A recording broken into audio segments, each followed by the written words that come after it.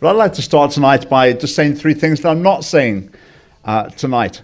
I'm not saying that prostitution is necessarily always violence against women. I'm not arguing that prostitution is commercial rape.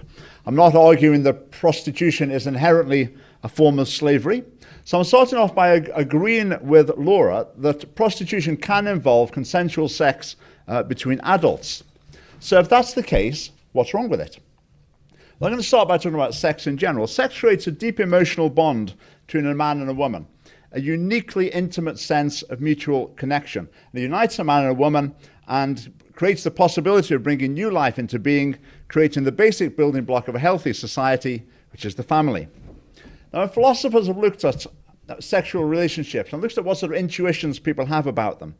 And generally, people think sexual relationships should be characterized by constancy, long-term commitment, by exclusivity, just between two people, by reciprocity, by reciprocal sexual love. And also sexual desire, they say, should be individuated, which they mean it should be a desire for a particular person, not just a general desire for sex. If you said to someone, "Why did you have sex with Samantha?" If they replied and said, "Well, I just felt like sex and Samantha happened to be there," most people would think there's something wrong with that, something's gone wrong. And the Christian view of sex is in accord with those intuitions when it says the sex should only take place within marriage between a man and a woman. And I believe that's God's ideal. That's what my conscience tells me. It's what the Bible, which I believe is God's revelation, tells me. It's what my reason tells me makes sense. And it's what the evidence supports as working out for the best. Now, when we think about sex in prostitution, it's outside marriage between a man and a woman. It's outside a committed relationship. It's outside any sort of relationship. It's not even for mutual pleasure. It's for financial gain. Now, I expect that such a gross abuse of sexuality will have serious negative consequences. And indeed it does. But number one, prostitution is self-destructive for prostitutes.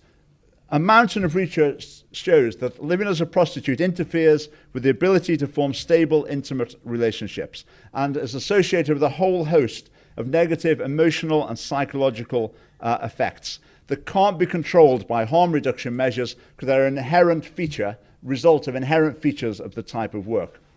Now, indoor and outdoor sex workers, there are some differences in how much they're affected by these various negative consequences, but the basic picture is uniform. All sex workers suffer increased risk suffering from these problems. Another fundamental issue with the prostitution industry is the lack of supply of women to meet the demand of men. Because for most women, the thought of being a prostitute is so repellent they wouldn't even consider it. So how is this demand going to be met?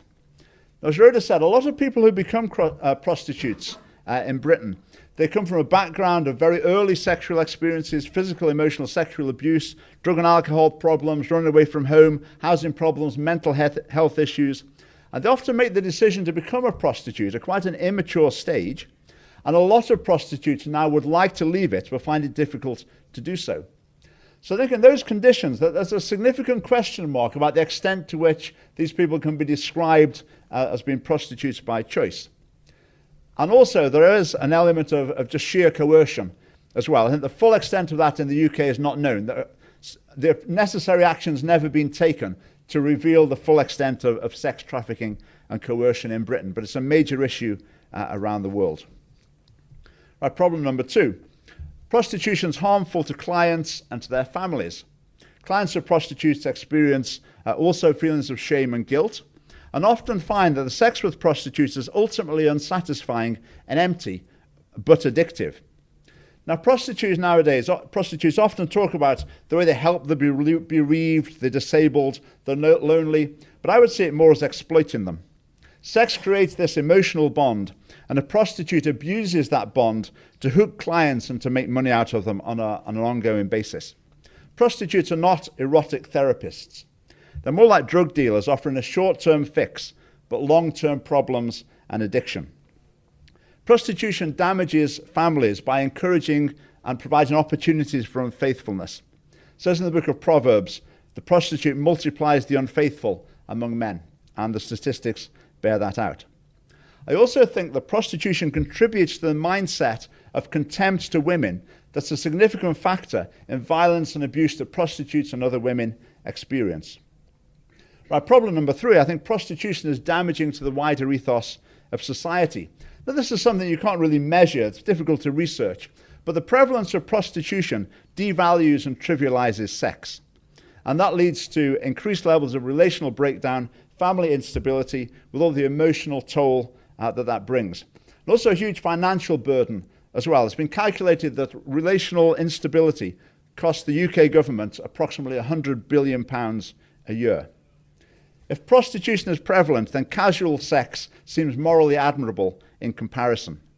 If prostitution is prevalent, then the seriousness of rape is diminished. Now, in the light of all these issues, my primary response as a Christian is to promote positive values in this area. But I think Rhoda's bill is also a valid way to address the issue.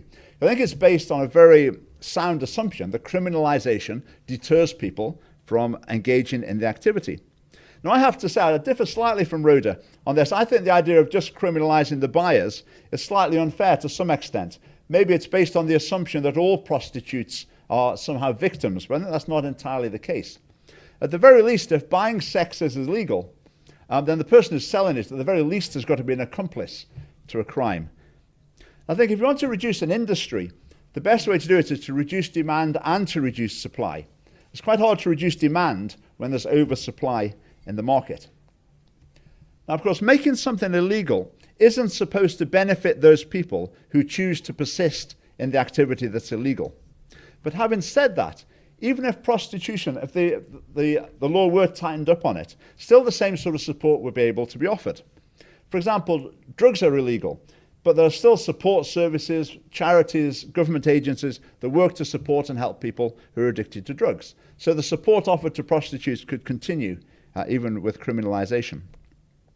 In England and a lot of states in the United States as well, they have a system where when a prostitute is arrested, they're offered, instead of going to court, an alternative of engaging with a support worker, looking at ways of restructuring their life to rebuild it without prostitution being an element of it. Now, I'd just like to finish by looking at some of the agenda of sex workers campaigners. So often sex workers campaigners state that their objective is to normalize sex work. So it should be treated just like any other job. The very term sex worker is designed to make it sound like just another sort of worker. Campaigners argue that prostitution should be seen as a dignified profession. It should be destigmatized, just regarded as any other sort of work. Now, if that's the case, I'd invite Laura and Douglas to just think about these things I'm going to suggest. Do they have a problem with them? If so, I'd be interested to know why. But see what you think. Should there be a prostitution stand at the school careers fair? Should a person lose benefits for refusing to take a job as a prostitute? Should employers be able to add sexual services to other contracts, for example, to be a PA? If a young person was homeless, is it ethically acceptable to offer them accommodation in exchange for sex? Would we be happy for the prostitution industry to be run by big business and have the full force of their marketing power, encouraging people to pay for sex and to overcome their inhibitions about it? Whereas now we might phone up the girl down the road to see if she wants to come and babysit on a Saturday night to earn a bit of extra money. Would it be equally acceptable to phone up someone like that and to ask if they'd be interested in having sex for a bit of extra money? If we want to normalize prostitution, treat it the same as any other sort of work, surely those scenarios I've outlined should be perfectly acceptable. If Laura or Douglas wish to balk at any of them, then I suggest that maybe prostitution's not just like any other job after all. Thank you.